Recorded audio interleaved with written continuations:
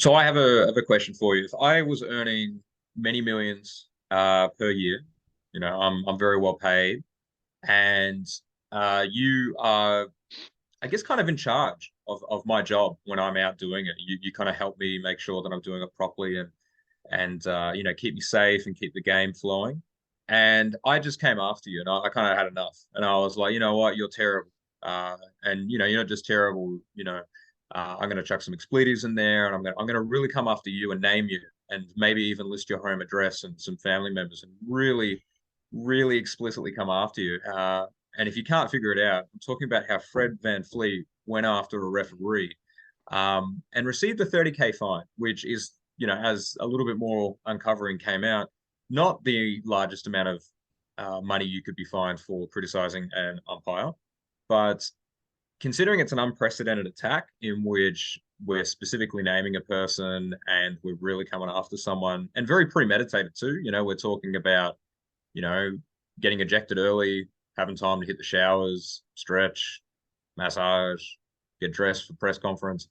I think it set a dangerous precedence for the league. I think that was a really problematic thing that probably needed like a 5 game suspension to make sure that that doesn't repeat because otherwise what's going to happen is, hey, get a third, fourth, fifth string player to come out, heavily criticize a referee, in a playoff series, and prevent them from being put on your next game, or have them kind of have to mentally think that, hey, I need to be careful now because as someone who has refereed before, we do hear it. We hear the criticism, we hear the accusations, and we try our best to obviously stay impartial and whatnot. But I guarantee you the next time that referee has Van Fleet, it goes in one of two extremes. He's either overcritical of him as kind of a weird revenge tactic, which isn't good for the game's parity, or he's overly tentative to not appear like he's falling into the trap that Van Fleet's kind of accused him of. So, what are your thoughts on that whole situation?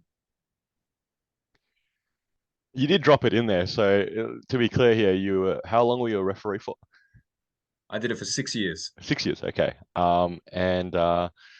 Obviously, I can feel your pain, man. I can feel your pain. You've been scarred for those 6 years. I can see it from all through the screen right now.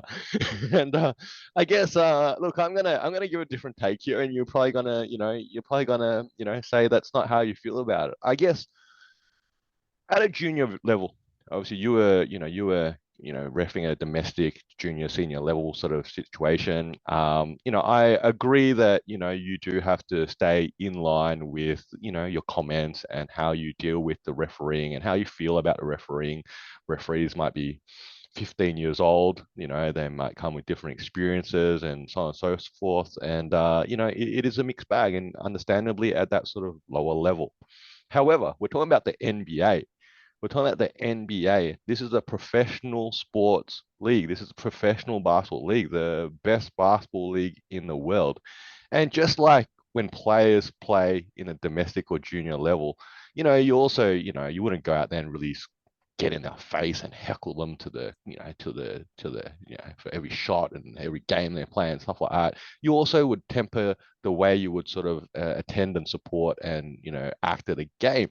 Obviously, again, you go to a professional sports game, you can let loose. You can go crazy. Yeah, you have a few beers, you're having a good time there with your mates. And now, of course, in 2023, there's some boundaries, I guess. There's certain areas that are taboo and inappropriate to touch upon. But at a greater picture here, you can still let loose that, you don't like the other team, you don't like the other players, you want them to lose, you want them to, miss the shot and he sucks. Yeah, that's the sort of situation. So now we're coming to the referees. All right, they are in the best league in the world. They're in this professional sports league. I think that your take here, obviously, maybe you're taking it as a referees in a bigger sense sort of stance. Okay, and I can understand that. But from these guys that are now in the NBA, if you are making calls and making decisions that impact the game that players do not like, ultimately players have a choice and a ability to voice that.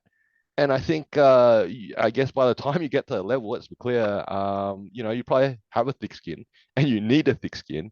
And you look at your paycheck and you go, hey, I'm a ref in the best league in the world. And so be that this bloke doesn't like me. He wants to call me out. That's up to him. Next time I see him again, hey, we'll see what happens if he gives me a bit more lip. Might be another tech Fred. I think that's how I see it.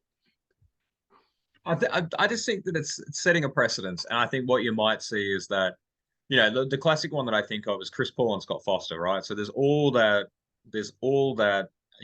information out there that says that Chris Paul loses when Scott Foster referees a game, and that record's like 0-13, and if there's a playoff series coming up and Chris Paul's allowed to like heavily criticize Scott Foster and publicly bring it to light and not do it subtly, that then it puts pressure on him to either buy into that narrative. And I don't think the league wants good players, high caliber players ejected early or teched early.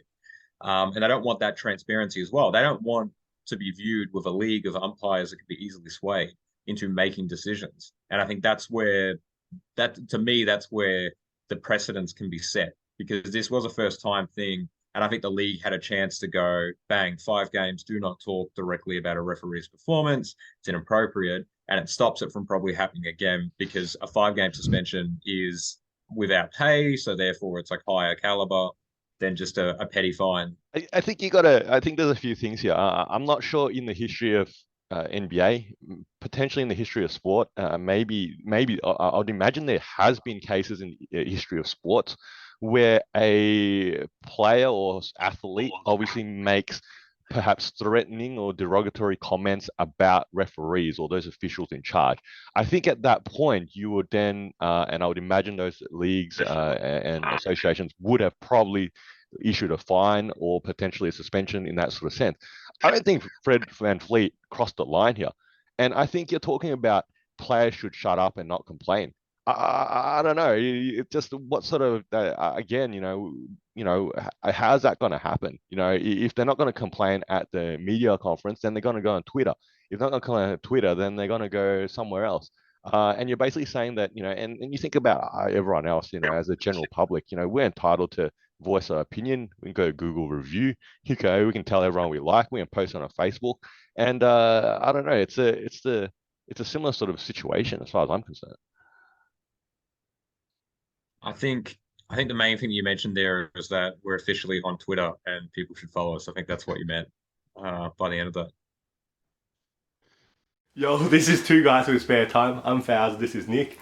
You're probably a basketball fan like us, so hopefully you can throw us an assist and giving our video a like and subscribing to our channel. And if you got thoughts, feelings, or even some suggestions, please put them down in the comment section below. And thank you for using your spare time to watch us in our spare time.